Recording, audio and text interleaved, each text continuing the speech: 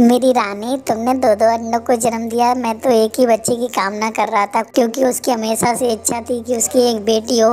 तो भगवान ने तो उसे दो दो बेटियां दे दी। इससे वो बहुत ही ज़्यादा प्रसन्न था। हरियर बड़ी बेचैनी से अपने घर के बाहर टहल रहा था, क्योंकि उसकी बीवी कुछ ही समय में अंडों को जन्म देने वाली थी। वो बहुत ही बेचैन और परेशान था।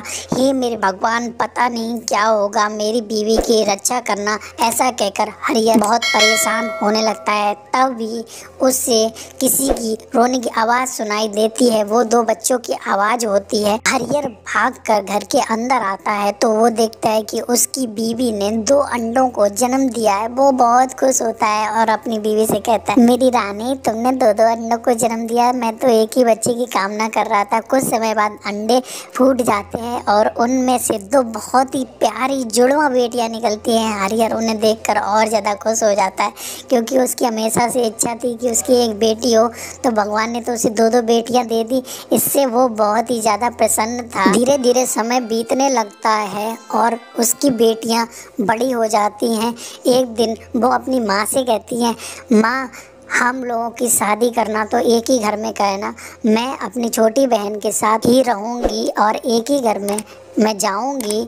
तो उनकी माँ कहती हैं, ठीक है लक्ष्मी बेटा, ठीक है सरस्वती बेटा, हम लोग आपकी शादी एक ही घर में करेंगे। ऐसा कहते हुए कई साल बीत जाते हैं। वो बेटियां पूरी शादी के लायक हो जाती हैं।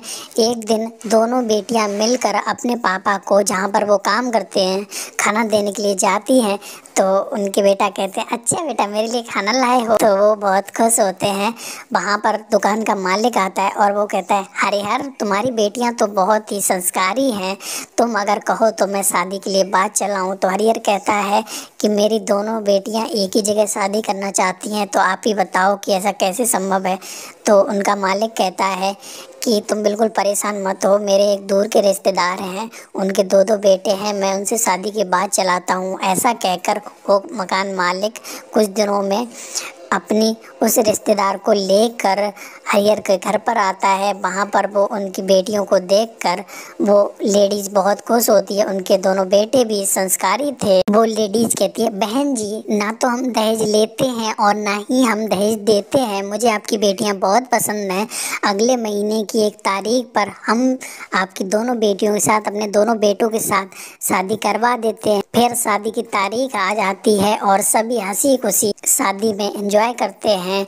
फिर लक्ष्मी और सरस्वती अपनी माँ के पास आती हैं और कहती हैं, माँ, हमारे पापा तो कहीं दिख नहीं रहे, वो कहाँ हैं? उसकी माँ कहती हैं, वो कहीं काम से बाहर गए थे बेटा, मुझे नहीं पता कहाँ हैं। तो वो कहते, कहीं वो दुकान पे तो नहीं गए, हम लोग उनको देख के आते हैं। तो उनकी माँ कहती है, तुम्हारी तो बेटा शादी है और तुम कैसे जाओगे? माँ, हम लोग आखिरी बार जाना चाहते हैं। तो दोनों बहनें ऐसा कहती हैं और अपने पापा को देखने के लिए जाने लगती हैं। रास्ते में लक्ष्मी को एक नाग डस लेता है। वो वहीं बेहोश हो जाती है। उसकी बहन उसे उठाकर सीधा अस्पताल लेकर आती है। वहाँ पर हरिहर और उसकी बीवी सभी लोग आते हैं। तो वो लोग देखते हैं, डॉक्टर उसे देखकर मना कर देता है। सभी फूट फूट कर रोने लगते हैं। तो सरस्वती से उसके पापा पूछते हैं कि बेटा, अब तुम क्या करोगी? तुम्हारी तो आज शादी थी। तो वो कहती है, पापा, शादी तो होकर रहेगी। एक तरफ मेरी बहन की अर्थी चलेगी और एक तरफ मेरी डोली उठेगी। हम दोनों ने एक साथ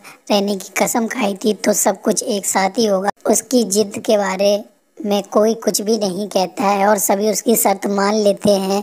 शादी संपन्न हो जाती है। उसके बाद आगे आगे सरस्वती की डोली चलती है और पीछे पीछे लक्ष्मी की अर्थी चल रही होती है।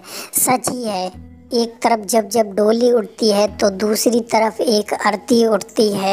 यही दुनिया का दस्तूर है, इसे कोई भी बदल नहीं सकता है। लक्ष्मी शादी के बाद अपने ससुराल में होती है, लेकिन वो अपने दिल से अपनी बहन की यादों को नहीं निकाल पाती है।